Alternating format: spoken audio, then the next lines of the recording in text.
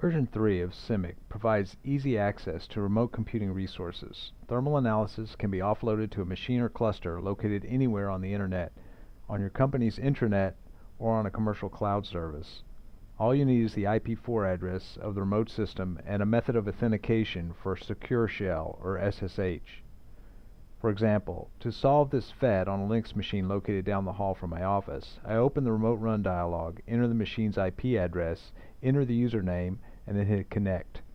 I accept the connection, log in with Matt's password, and then launch the run.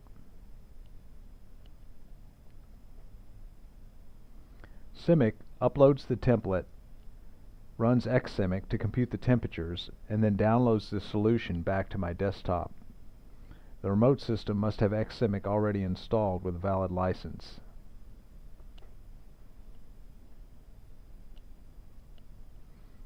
When the solution has been downloaded, I can load and display it as I normally would. It is just that easy. Let's solve another problem in the cloud this time. I have an instance already running in Amazon's cloud. So I just grab the IP4 address and paste it into the Remote Run dialog. Then I select my template. I enter the username, which is EC2 user for this cloud instance. For authentication of SSH, I will use the private key file from the public-private key pair that I used to create the instance. I hit Connect, accept the connection, and then launch the run.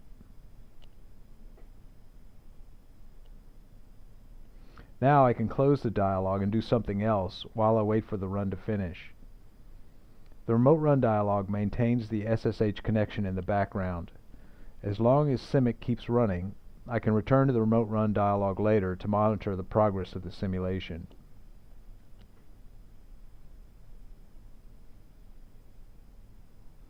Another way to run a simulation on a remote system is to use the Remote Jobs dialog. The Remote Jobs dialog is similar in functionality to the Remote Run dialog, but allows you to submit multiple jobs to a job scheduler on a Linux cluster. I can also run on a cluster using the Remote Run dialog by modifying the MPI parameters before launch. To run on my in-house cluster, I need to specify machines in a host file or machine file. The machine I accessed earlier was part of our cluster, and I've listed the addresses of some of the other machines in this text file named IP addresses. However, I have to wait until the last run finishes before I can start my next run.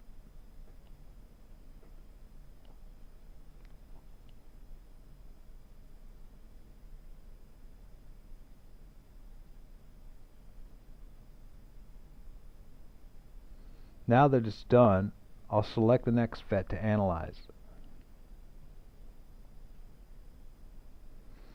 I enter the IP4 address of the machine that has the SYMMIC license. Then I enter the username for logging in.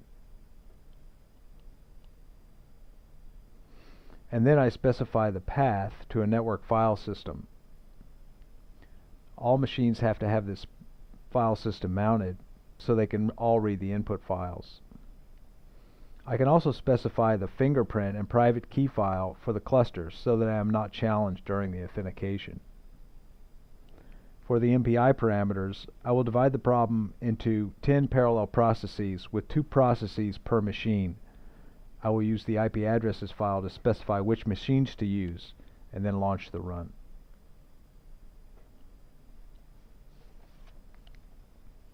That's a quick introduction to running simulations on a remote system in version 3. You will find more information in the user's manual.